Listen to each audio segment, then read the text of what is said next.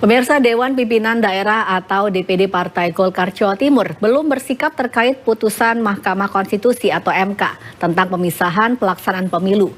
Golkar tengah mengkaji proses pemilu nasional dan lokal untuk tahun 2029.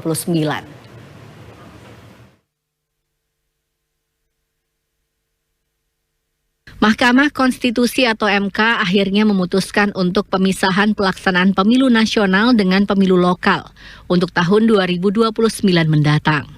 Dengan putusan itu, Partai Golkar Jawa Timur akhirnya melakukan diskusi kajian. Diskusi ini menghadirkan pakar politik dan hukum tata negara serta jajaran pengurus DPD Partai Golkar. Di kantor Golkar, Jatim, kajian putusan MK yang dilaksanakan sejak Senin itu agar fungsionaris Golkar memahami kerangka pikir teoritis dan akademis.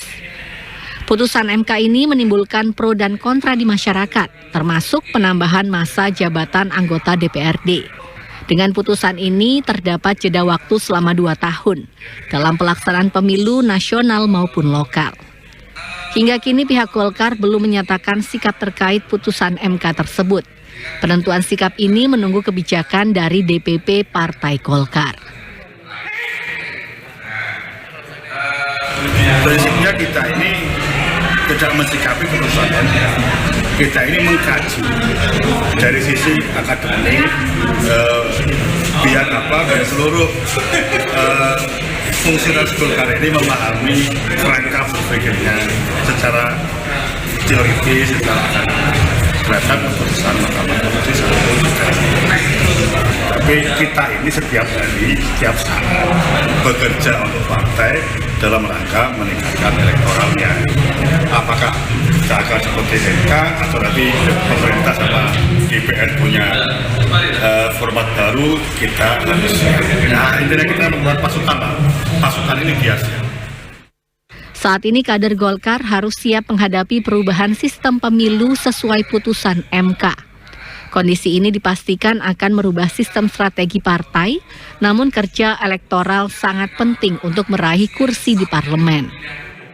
Kalau saya melihat bahwa putusan MK itu maksud pada undang-undang penanganannya adalah putusan yang final and binding. Jadi apapun itu walaupun saat ini untuk dianggap melanggar undang-undang Doi terkait dengan kewenangan dan sebagainya.